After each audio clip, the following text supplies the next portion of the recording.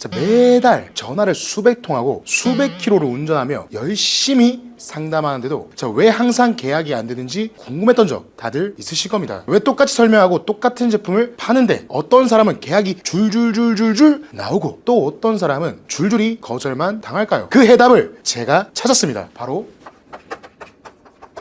비난입니다. 저는 오늘 여러분의 실적을 2배 올려줄 이 비난 전략을 알려드리려고 합니다.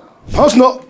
당신의 손에 세일즈의 마스터키를 쥐어드릴 영업왕 마스터 양입니다. 비난 전략은 나에게 초점을 맞추지 않고 내 경쟁 상대를 비난의 이 희생물로 바쳐서 나를 살리는 방법인데요. 우리의 상품의 장점을 열심히 어필하는 것도 방법이지만 반대로 남의 것이 나쁘다고 혐오해서 우리 것을 높이는 것도 방법이란 거죠. 고객들은 희한하게 내 것 좋아요는 안 믿어도 제 거 나빠요 라는 말에는 즉각 반응하죠. 그런데 혹시 이 비난 전략 써본 적 있으신가요? 괜히 누군가를 깠다가 고객이 불쾌하게 느낄까봐 대부분은 시도할 생각조차 안 합니다. 하지만 이 비난 전략을 잘만 쓰면 설명만 주구장창 하는 것보다 내 제품을 가장 빠르게 돋보이게 만드는 무기가 됩니다. 그래서 영업 10년차 상위 0.1% 전 마스터 양이 그 방법을 알려드리겠습니다. 첫 번째, 비난 대상 선정하는 법, 그리고 일반화하는 방법으로 위험성을 줄인 법, 나에게 오는 비난을 피하는 법. 자, 이렇게 딱 3가지만 알면 됩니다. 첫 번째는 비난 대상 선정하는 방법입니다. 비난 대상은 나의 제품과 연관이 적당히 있는 대상이면서도 그 대상의 문제를 적절히 부각시킬 수 있어야 합니다. 자, 워터픽이나 제트워셔 같은 물이 촥 나오는 구강세정기 다들 아실 겁니다. 자, 이 제품을 팔고자 한다면 비난의 대상은 무엇이 되어야 할까요? 자, 혹시 칫솔이라고 생각하셨다면 틀렸습니다. 자, 구강세정기는 절대 칫솔의 대용품이 될 수 없습니다. 칫솔을 대신해서 구강세정기를 쓰려는 사람은 없다는 거죠. 이 구강세정기는 양치질만으로는 개운하지 않다고 생각해 추가적으로 구강위생을 개선할 이 목적으로 쓰는 제품이죠. 이때는 비난의 대상으로 치약을 선택하는 게 맞습니다. 제가 치약을 이렇게 비난해 보겠습니다. 여러분, 치약을 삼키면 독이 되는 거 아시나요? 치약에는 보존제, 방부제, 방향제, 즉 작은 돌가루들이 들어가 있죠. 이런 물질들은 서너 번 양치한다고 모두 빠지지 않는데요. 만약 0.1g의 잔존 물질을 먹는다고 하면 평생 1kg의 잔존물질을 먹게 되는 거죠. 그런 치아 사이사이를 마치 세차장에서 고압호소 차에때를 빼내듯 구강세정기를 써서 완전히 쫙 제거해야 한다는 거죠. 칫솔질 후에 구강세정기를 꼭 하셔야겠죠. 자, 이렇게 비난의 대상을 제대로 선정해야 내 제품의 강점을 부각할 수 있습니다. 자, 비슷한 맥락으로 또 다른 예를 들어보겠습니다. 건강식품 프로폴리스 아실 겁니다. 저도 이 강의나 말을 많이 하다 보니까 많이 사용하는데요. 이 프로폴리스의 비난 대상은 누구로 해야 할까요? 보통 다른 건강식품을 떠올리실 건데요. 자, 프로폴리스의 비난 대상은 항생제입니다. 우리나라 항생제 처방률은 WHO 권고의 기준보다 2배나 높은데요. 항생제가 장내에 유익한 균과 면역 기능을 하는 세포까지 모조리 죽여버려서 면역력을 떨어뜨리는 거 다들 아십니까? 그러니 항생제 대신 천연 항생제인 프로폴리스를 반드시 드셔야 합니다. 자, 물론 비난에 익숙하지 않으신 분들은 너무 공격적이지 않냐? 사용하기 좀 조심스럽다 라고 하실 수 있는데요. 충분히 그럴 수 있습니다. 자, 그래서 두 번째 전략, 일반화를 통해 위험성을 줄이는 그 방법에 대해 알려드리겠습니다. 비난의 대상을 선정했다면 이제 그 방법을 잘 알아야겠죠. 자, 일반화는 특정 회사나 그 상품을 지목하지 않고 소비자 인식 속에 있는 일반적인 자원, 상황, 환경, 심지어 일반 명사화된 개념을 비난의 대상으로 삼는 겁니다. 이 전략은 타사의 브랜드를 건드리는 비난 방식이 아니란 거죠. 간단한 예로 햄버거를 한번 들어보겠습니다.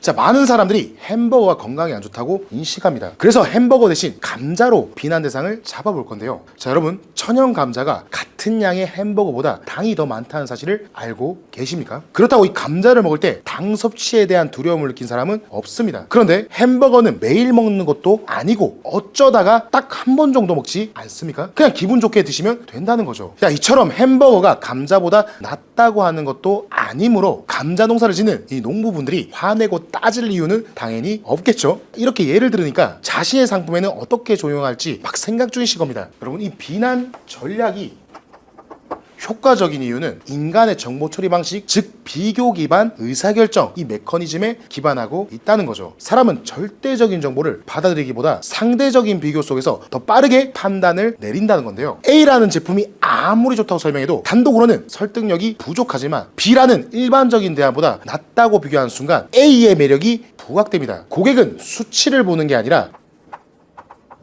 상대적 우위를 체감하는 데 더 자극을 받는다는 거죠. 또 하나의 핵심 원리는 감정 자극과 기억 지속성의 차이인데요. 자, 내 제품이 최고입니다 라는 문장은 수없이 듣던 광고 문구 중 하나이기 때문에 뇌가 쉽게 흘려버리죠. 하지만 다른 제품은 이런 문제가 있습니다. 이 메시지는 고객의 의심을 유도하여 곧 검색이나 행동으로 이어지게 되고 결국 기억에 오래 남게 되는 거죠. 이거 작년에 많이 나왔던 문제 유형이야 라는 말을 들으면 그 문제만큼은 아무리 지겨워도 집중해서 보게 되는 것과 유사한 인지 반응입니다. 자, 그렇다면 이 비난을 사용하는 게 왜 중요할까요? 모든 제품에는 세상에 나오기 전에 어떤 어려움을 없애줄까 라는 고민에서 시작하는데요. 그래서 영업을 나가기 전에는 이런 질문을 스스로 해봐야 한다는 거죠. 우리 제품이 과연 누구의 불편함이나 불만을 해소할 수 있을까? 여기서 불편함은 다른 회사의 제품이 될 수도 있고 고객들이 오랫동안 해왔던 습관일 수도 있고 심지어 어떤 특정한 생각이나 방식일 수도 있다는 거죠. 고객과 상담하면서 우리 제품이 이래서 좋아요 라고 장점만 이야기한다면 또 나를 설득하려 하는구나 라는 방어적인 태도를 취하게 할 수 있다는 겁니다. 하지만 고객들이 평소에 에이 원래 그런 거지 뭐 하고 대수롭지 않게 여겼던 불편함이나 이 문제점을 우리가 콕 집어내서 보여준다면 어떨까요? 자, 고객들은 갑자기 그러고 보니 정말 그러네? 내 얘기네? 라고 하면서 고개를 끄덕이게 되는 거죠. 자기 얘기처럼 느껴지니까 훨씬 귀 기울이게 되는 겁니다. 특히 경쟁사 제품이나 고객이 지금까지 해왔던 방식의 이 아쉬운 점이나 단점을 우리가 먼저 툭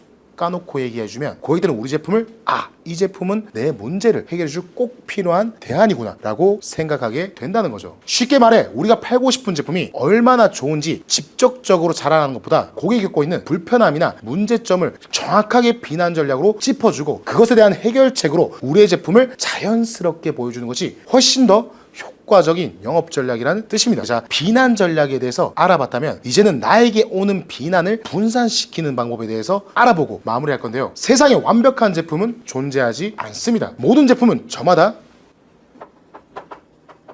단점을 가지고 있죠. 비난 전략은 그 제품에 집중될 수 있는 단점을 분산시켜 희석시킬 수 있는 방법도 있는데요. 자, 고객의 불만을 타당하다고 받아들이게 만들고 동시에 내 상품의 가치를 유지할 수 있습니다. 이 단점의 크기가 아니라 단점을 받아들이는 이 방식을 바꾸는 것이 핵심이죠. 자, 예를 들어 우리가 은행원이고 고객에게 예적금을 권유한다고 해봅시다. 자, 은행에서는 불안전 판매, 즉 고객이 알아야 할 이 필수 정보를 제공하지 않아서 향후 금전적, 감정적 소실을 입게 되는 일이 안 생기려면 불리한 조건까지 확실하게 설명해줘야 합니다. 자, 고객님이 받게 될 이자는 이만큼인데 여기서 이자 소득세 15.4%는 제외됩니다 라고 설명해줘야 하죠. 자, 그러면 고객은 아니 내가 내 돈을 모으겠다는데 15%나 세금 떼간다고요? 나라에서 한 게 뭐가 있습니까? 저축도 못하겠네 라고 말할 겁니다. 자, 이럴 때 이 비난 전략을 이렇게 사용할 수 있습니다. 자, 고객님, 한국은 굉장히 조금 되는 겁니다. 네덜란드는 이자 소득세로 받게 될 이자의 절반 이상이 60%를 공제하고 있고요. 독일은 53.8%나 되며 미국도 40%나 공제합니다. 자, 그런데도 그런 선진국 국민들은 열심히 저축을 하죠. 그들이 한국의 이자율을 받다가는 이 눈이 희둥그레져서 할 수만 있다면 앞다투어서 예적금을 맡기고 싶어 할 겁니다. 이처럼 화가 날 상황을 오히려 감사할 상황으로 바꿀 수 있고 쏟아지는 비난을 어느 정도 희석화할 수 있다는 거죠. 비난 대상을 선정하고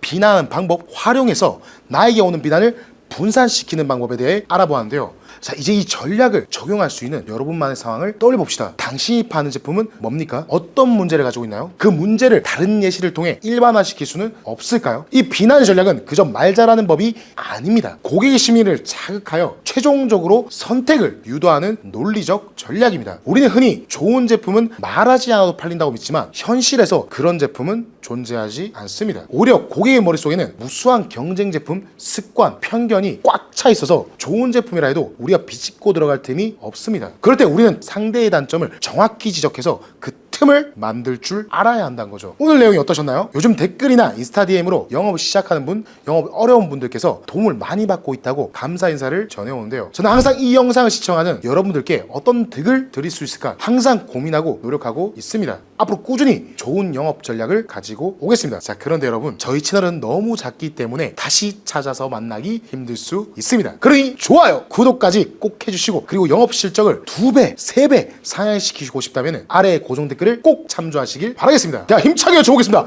네버 기버! 당신의 손에 세일즈 마스터키를 쥐어드릴 영업왕 마스터 양이었습니다. 감사합니다.